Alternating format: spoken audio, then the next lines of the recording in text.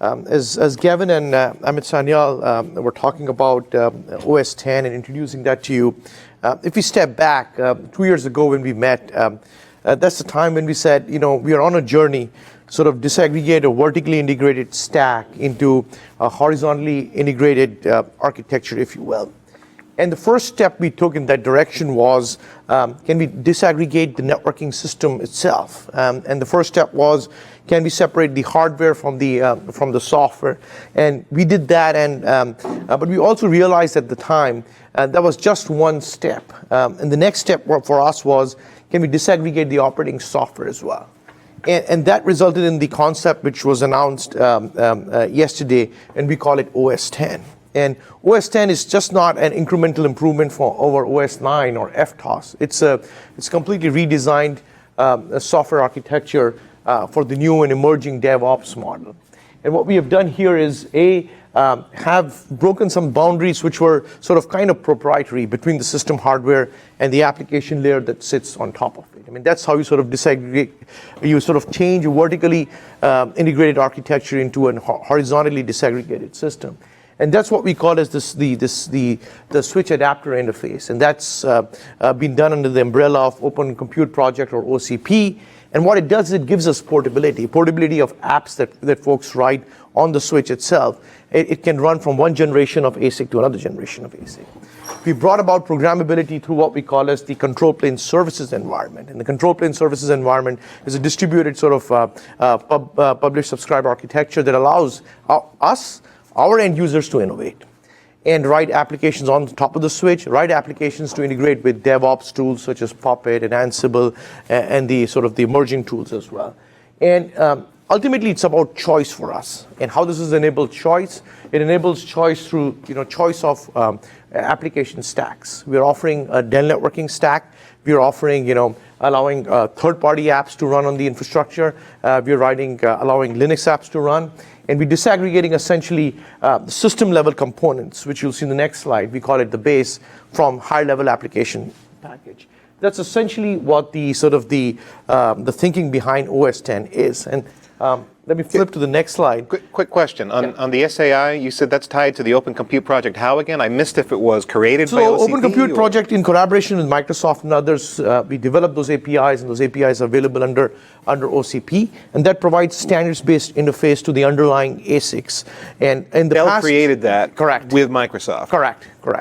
And now that tightly defined architecture doesn't exist anymore. It's sort of an open architecture, allows others to sort of innovate, for us to innovate faster, for the industry to sort of write applications on top of it. And that's the next question. That is open. That's open, that's available, correct, yeah. Anybody can develop on it. It's a standards-based interface that others are adopting as well. Yeah. That was one. Second is this part of the package is what we call as base, is disaggregated from the higher-level components. And the higher-level components can be bought from us, can be bought from third parties. Right. And the genesis behind this is it's an unmodified sort of Linux kernel.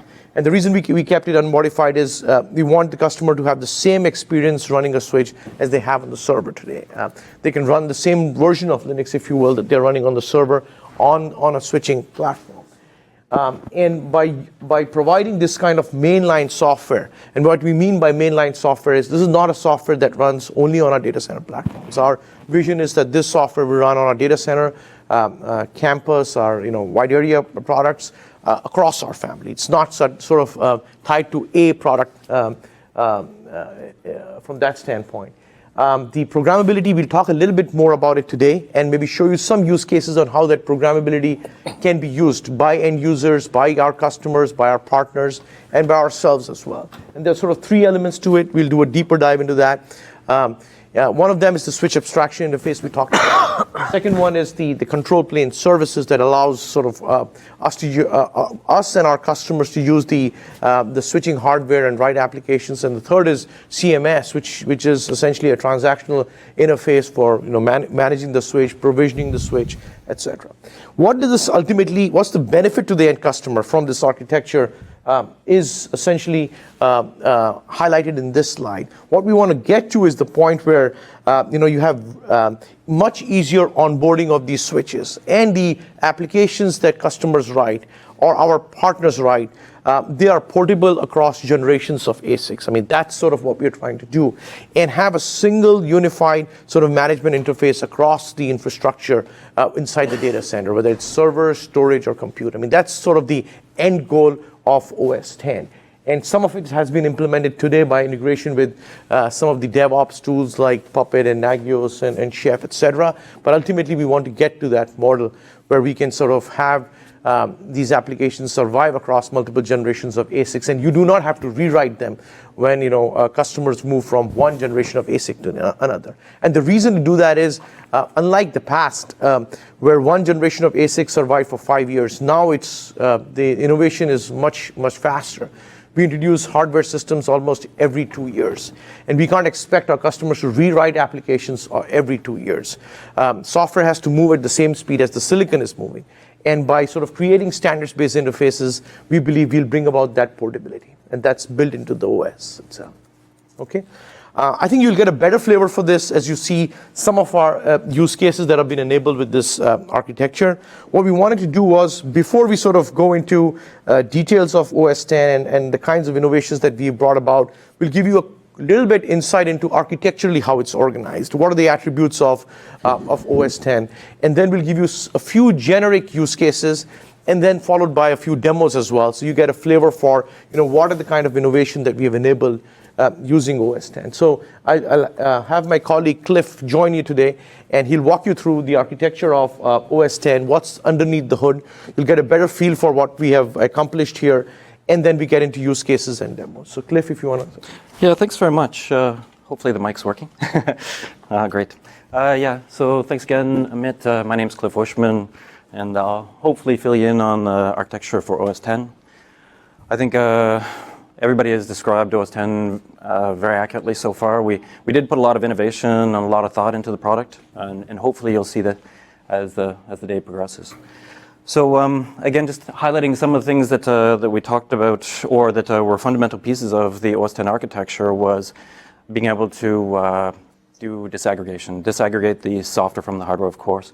And it's also, that led into componentization. So we actually work a lot on componentization, breaking functionality or breaking software into little pieces that are a little bit more modular and easier to upgrade. So that comes with that kind of disaggregation. We worked a lot on supporting open initiatives and pulling things in. So we didn't really want to modify things. We really wanted to support the Linux community itself. So we don't think that we're the best OS vendor in the world.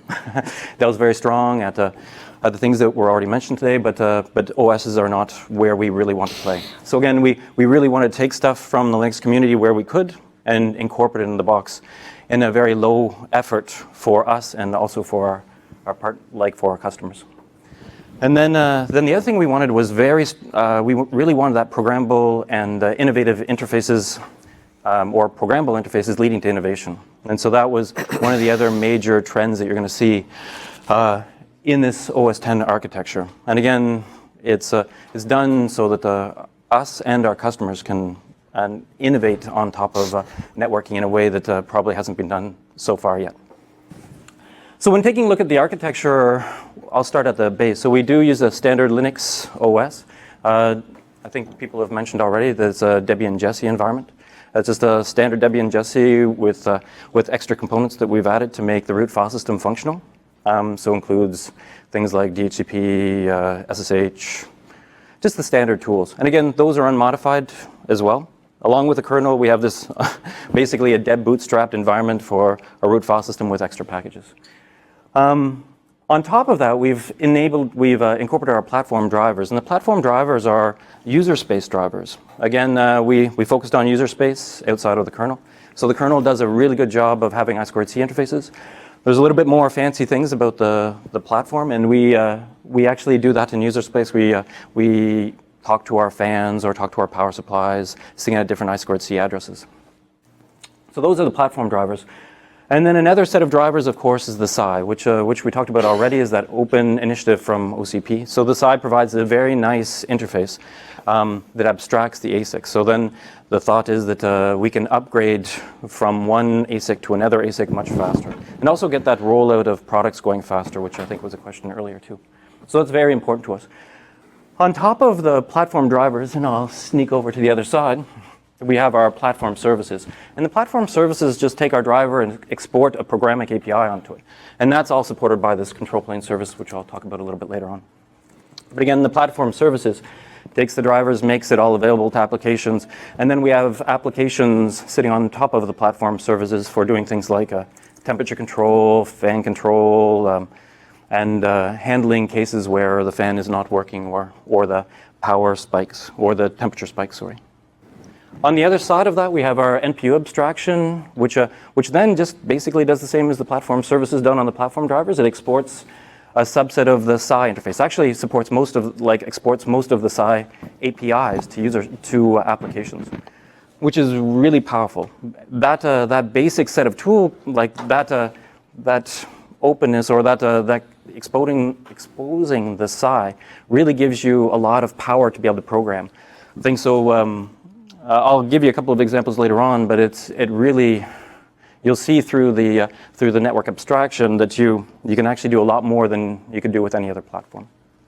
We have our Linux adoption there on the side, and Linux adoption, it shows getting events from the kernel, and what we've done is we've tied in our Linux adoption through Netlink and other mechanisms to push that into our NPU abstraction.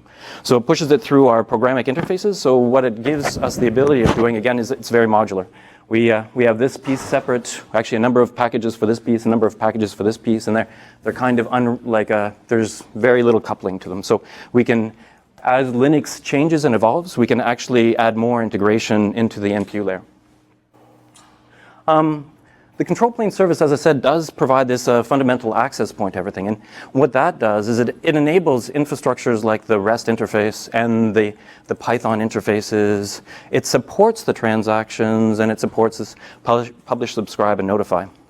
So it really provides that nice, friendly interface. We actually have scripts, for instance, that we write for in development for unit testing, for instance, to do things like round-robin mirroring of ports, just for testing, or catching S-flow packets in our Python applications and just pre-processing. Again, making it very friendly, making it much easier to do stuff that actually before was very complicated to do.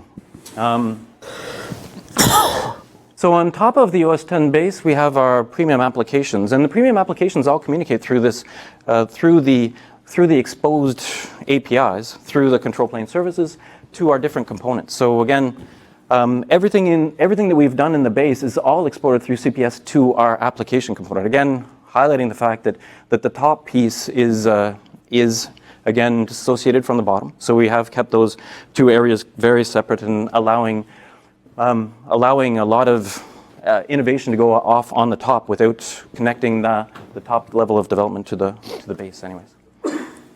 So the going back to the control plane services, you said a few things there with respect to programmability. I assume there's some sort of process running that offers that API, the REST API, there is as well as a broker for the message queue. Right? Yeah, there is actually. There is maybe not a message queue, but there is but very similar concept anyway. So there is a web interface, like a web server sitting there. It's actually another component, a separate component that takes it and pushes it into the Python interface. Currently we're using Python REST, and then pushes it into the Python interfaces to get it into our CPS area. And we also have a... Okay, so I guess I'm confused by that part. Sure, go ahead. The glue, I guess, between that REST API and SAI is what? The glue between the REST interface and the SAI is actually the CPS. So is actually our NAS service, or an NPU abstraction service. So presumably you're not exposing SAI primitives up through the REST API. You're doing some sort of simplification there. Yeah, well, there is an object model. So something I didn't mention, if I talk too much about control plane service, I'm going to run out of time. But control plane services, everything that's exposed to the control plane service is a modeled interface. And it is a Yang modeled interface. So we've actually Yang modeled all of the components in our system.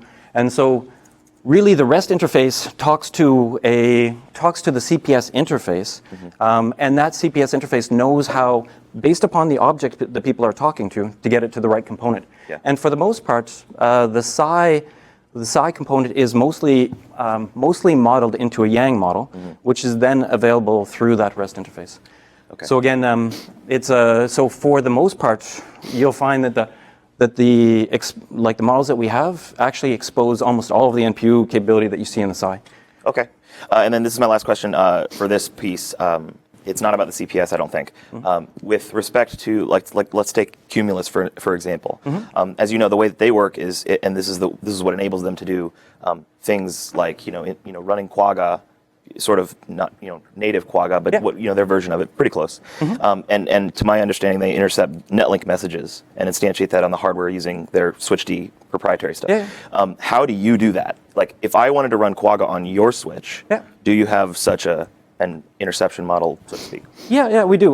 We actually have virtual interfaces appearing in user space that just appear like normal interfaces, actually supported by Linux TAP interfaces. Okay. So they're available for Quagga to use and receive protocol packets and other applications, actually. So again, in our model, in the Dell model, we try to fit just like a normal Linux environment. So you'll see all of the Linux and all of the interfaces appearing in Linux, and you'll be able to set MTUs on them and everything. And again, we properly handle the netlink events and push it through to our. Understood. So the reason I asked that question, and just to sort of bring it back to like the reason, is I don't have to use the control plane aspect of this. I can use traditional tools such as Quagga. I don't have Quagga or Bird or whatever. Buy into that whole thing if I don't want that's to. Correct. Cool. In fact, we have we actually have again separated the base and premium packages, and we have our unit testing on the base. Some of it actually uses Quagga to do our route testing between FTOS boxes and our OS10 boxes. Okay. Yeah. Cool. Very good. Thank you. That's no problem. Comparisons are invidious, but I got an idea that the CPS is like SysDB and Arista and Cisco and OpenSwitch. It provides some features that are very similar and a lot more features, we believe. So it has a roving name service. It has some other capabilities allowing optimization, especially when you get into bigger systems. It's fundamentally a distributed SysDB. You can think of it that way, rather than a centralized. So more like Arista's EOS, which is a distributed SysDB. It does support public subscribe model, but in a distributed way. Yes, in a much more distributed way. I didn't want to force you to talk about competitors, but I just wanted to sort of conceptualize a lot easier. Sometimes it's easier to have a frame of reference where it's elsewhere. But it is a distributed database. So like you can put it along many switches and have a shared control. Some elements of the control plane can be shared, or virtual switches as well. Yeah, the design supports that. Yeah, it hasn't gotten there yet, but that's so it's in progress for I believe it's anyways this time frame, like this year time frame. Soon. Yeah. A close analog might be like etcd or console, something like that. Actually, a very similar concept. Actually, it actually supports a mixture of features that you'll see in etcd, for instance. A little bit more, so it does provide name resolution and name optimization and standby and active types of services. It's cool that it's baked into the switch. Yeah. It's like a local service that's sort of guaranteed to be distributed for you. And the nice thing about Dell, again, is that we've got a chance to work together with other groups, and we're looking at seeing where else we can take advantage of this with other products so that we can have more of a unified way of having access. Okay.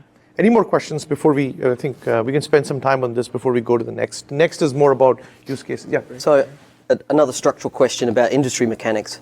Dell and Microsoft have had a very tight partnership around the switch abstraction interface. Would it be fair to say that Microsoft is very heavily involved in the OS10? Well, I'll let, if you don't mind, maybe I'll let Gavin answer that one, because I saw he. I don't have a microphone, but what I would tell you is. Here, I'll stand close to you. Yes. There we go.